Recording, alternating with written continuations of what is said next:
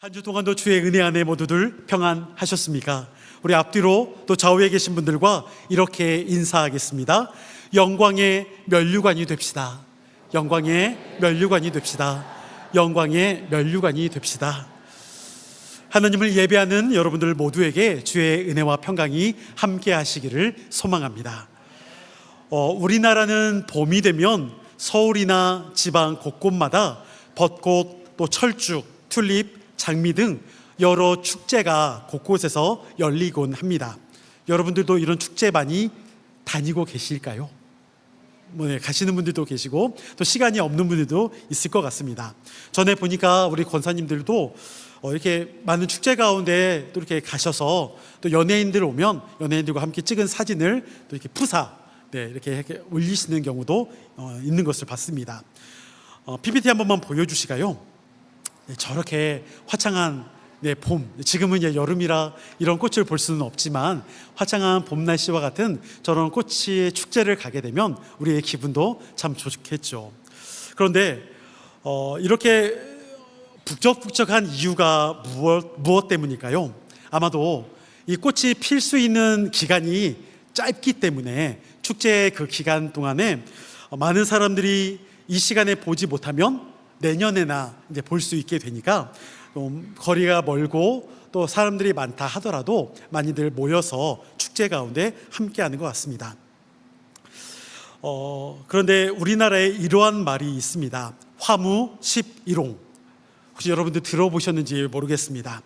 열흘 붉은 꽃이 없다라는 말이죠.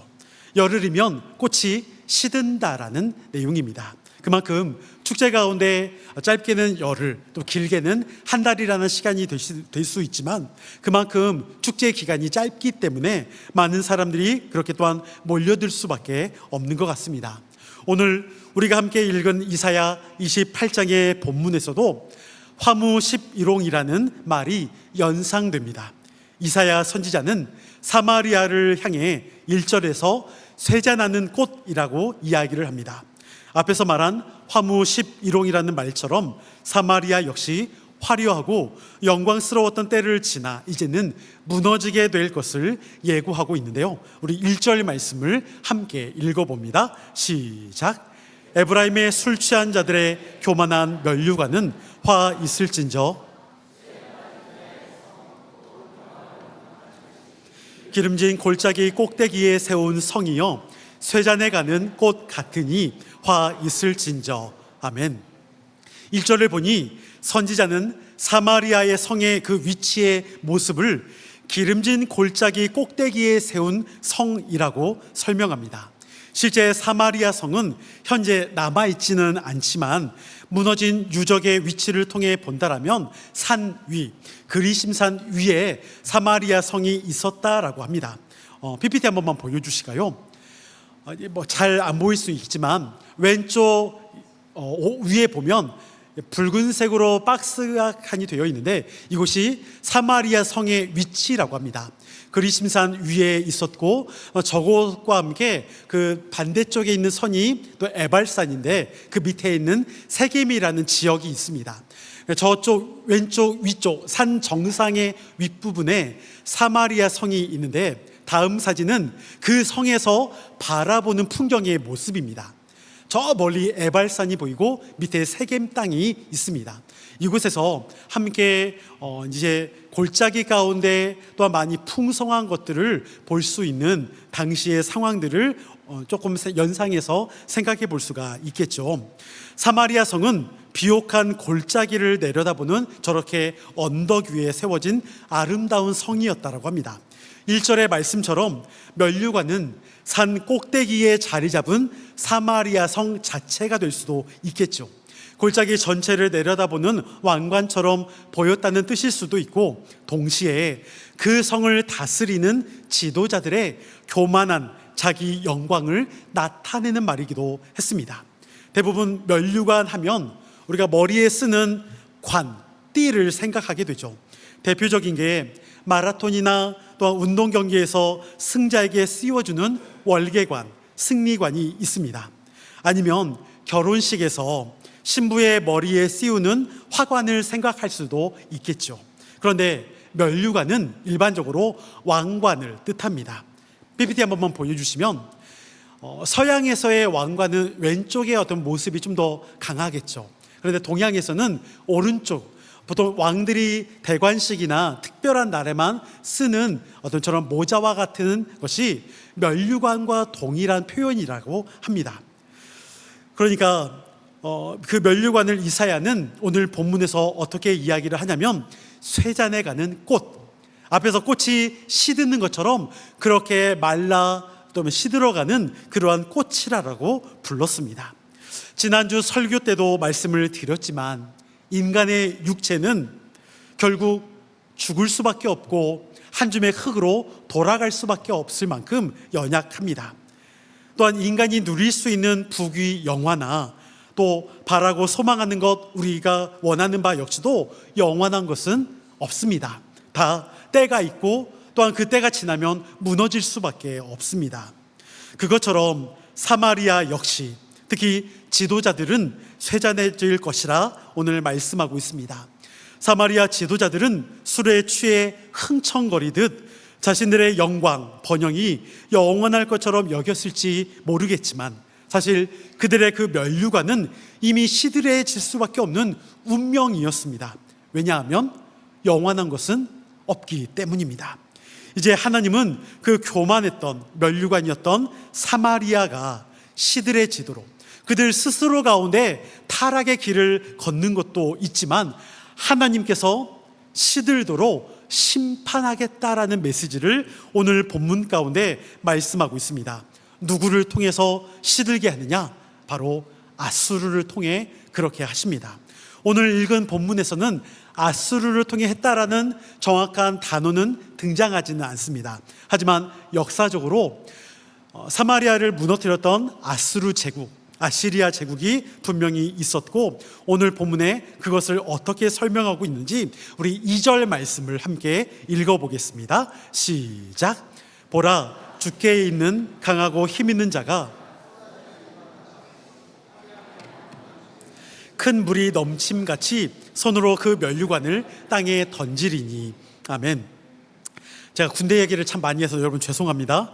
제가 군대에 있을 때 우박이 쏟아진 적이 있었는데 우박이 얼마나 크고 세게 내렸는지 저희가 빨래를 군인들이 이렇게 하고 널어놓는 곳이 있거든요. 근데 그게 비닐하우스이거나 아니면 여러분 갑하천이라고 혹시 아실까요? 갑하천으로 이렇게 씌워 만들어 놓은 곳이 있는데 우박이 그것을 뚫고 들어왔어요.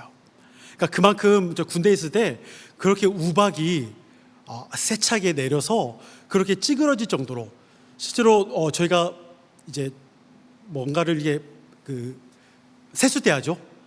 세수대야 보면 이렇게 양은 냄비처럼 생긴 세수대야, 그것을 밖에다 놨는데 그것이 찌그러졌어요.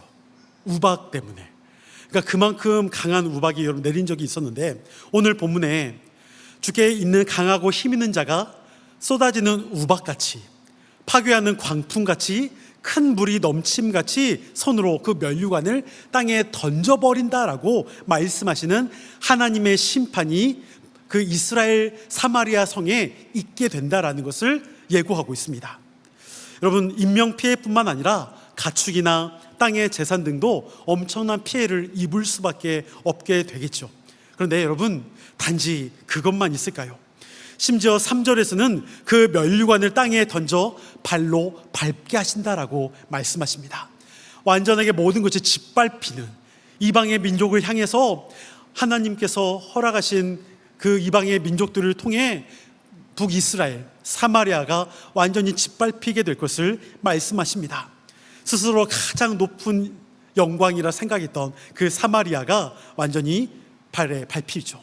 과거 부유하고 찬란했던 그들의 그 영광이 완전 바닥으로 곤두박질 치게 됩니다.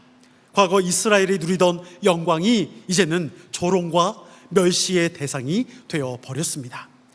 이제 선지자는 1절에서 말했던 사마리아의 성의 모습을 4절에서 한 번 더 말하는데 그 성의 이미지를 어떻게 강조하고 있냐면 무화과라고 이야기합니다.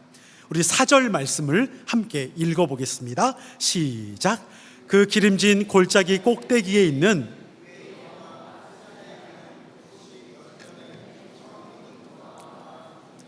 보는 자가 그것을 보고 얼른 따서 먹으리로다. 아멘. 이스라엘의 무화과는 이스라엘의 7대의 소산 중 하나로 당도가 매우 높고 달콤합니다. 특히 무화과는 포도, 대추와 함께 풍요로움의 상징이자 달콤함의 상징입니다. 보통 이스라엘의 무화과는 9월과 10월의 추수기에 많이 나는데 그때도 맛있지만 그보다는 여름철 5월과 6월에 나는 무화과가 정말 맛있습니다. 참 제가 어떻게 여러분들에게 맛보여줄 수 없어서 죄송하지만 PPT로만 한번 보여드리겠습니다. PPT 한번 보여주실까요? 왼쪽 위아래 그림이 대추입니다. 대추가 여러분 꽤 커요. 그리고 오른쪽에 위아래가 무화과입니다.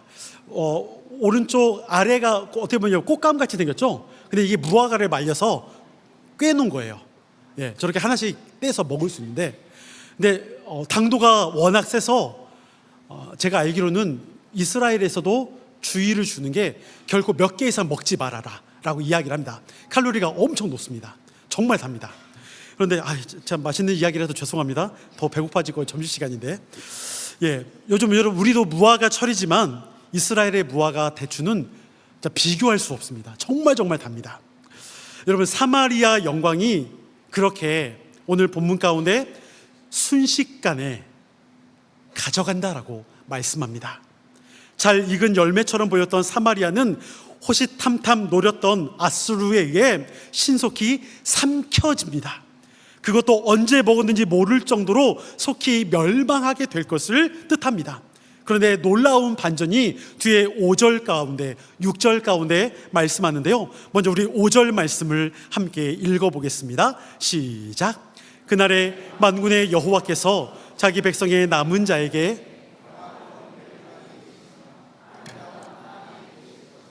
아멘. 그날에라는 짧은 구절 하나가 오늘 함께 읽었던 본문의 전체의 흐름을 완전히 바꿔놓습니다. 1절에 쓰여졌던 면류관이나 5절에 쓰여졌던 면류관이 히브리어로 야텔레트라고 해서 동일한 단어를 사용합니다. 그런데 1절의 면류관은 술에 취해 스스로 쓰며 또한 교만한 면류관, 땅에 떨어져 밟혀버릴 그 면류관 사마리아 땅을 의미했다라고 한다면 5절에서의 면류관은 하나님께서 친히 씌워주시는 면류관 화관이라고 말합니다. 근데 이 면류관 화관이 심판 가운데서도 구원을 받게 되는 면류관 남은 자라고 이야기를 합니다. 여러분 이스라엘 가운데 심판을 당하지만 그 가운데 남는 자가 있다, 남은 자가 있다라고 말씀합니다. 이 남은 자 사상은 특히나 이사야에서 아주 중요한 주제입니다. 심판을 피해가는 것이 아니라 심판을 통과하고 남겨진 사람을 뜻합니다. 이제 그 남겨진 사람들에게 있어서 하나님께서 어떤 존재가 되시는지 6절 말씀을 보겠습니다. 제가 읽습니다. 재판석에 앉은 자에게는 판결하는 영이 되시며 성문에서 싸움을 물리치는 자에게는 힘이 되시리로다. 선지자는 약속합니다. 친히 하나님께서 그 남은 자들, 심판을 견디고 그 심판 가운데 남은 그 사람들 가운데 하나님이 친히 재판석에 앉는 그런 공의로운 판사가 되어주셔서 공의의 영으로 또한 함께 싸워주시고 성문에서 또한 싸움을 물리치는 자에게 힘을 주시겠다 말씀하는 것이죠. 많은 이들이 포도주에 취해 판단력을 잃고 자기 영광에 도취되어 있지만 여호와께서 남은 자에게 주시는 것은 취하는 것이 아니라 오히려 힘이 되어주고 깨어 있도록 영을 허락하십니다. 사마리아의 번영은 면류관처럼 보였으나 하나님 앞에서는 시들어 사라질 쇠잔에 가는 꽃에 불과했다라는 것입니다. 여러분 우리도 마찬가지이지 않을까요? 지금 내가 붙들고 있는 것이 어느 면류관인지 우리도 함께 돌아보면 좋겠습니다. 세상에서 우리가 얻을 수 있고 누릴 수 있으며 성공할 수 있는 것, 그것이 여러분 나쁜 것은 절대 아닙니다.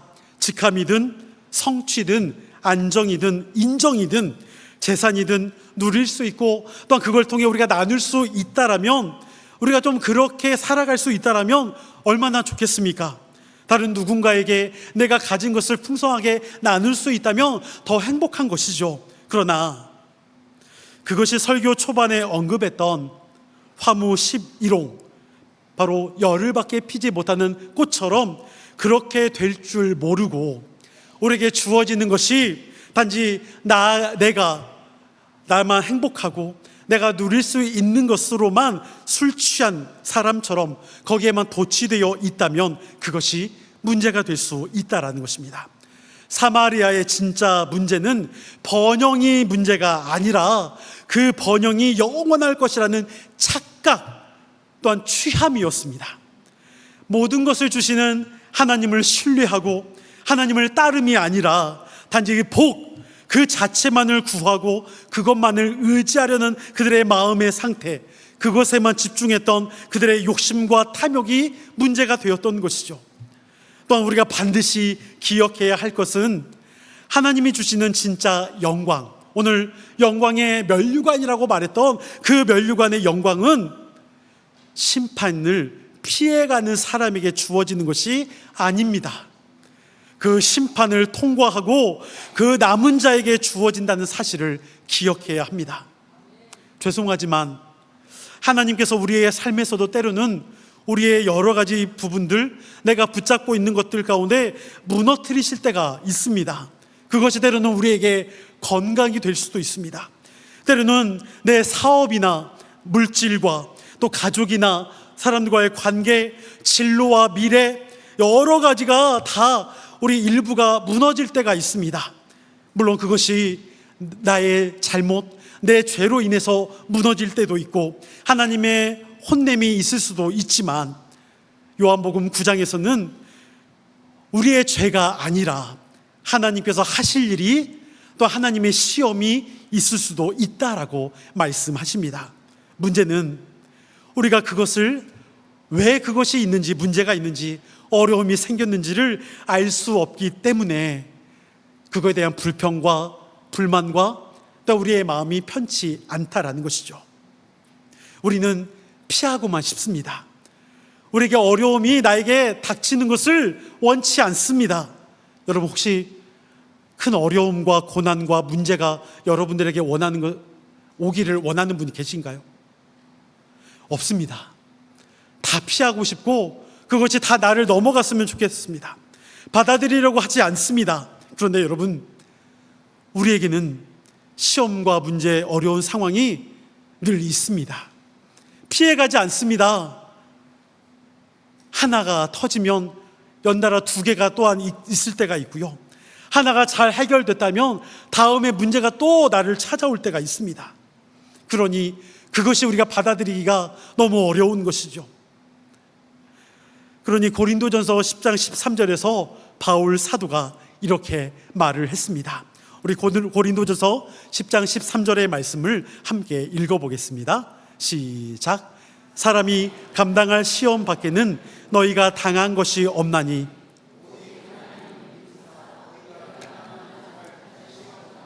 허락하지 아니하시고 시험 당할 즈음에 또한 피할 길을 내사 너희로 등이 감당하게 하시느니라. 아멘.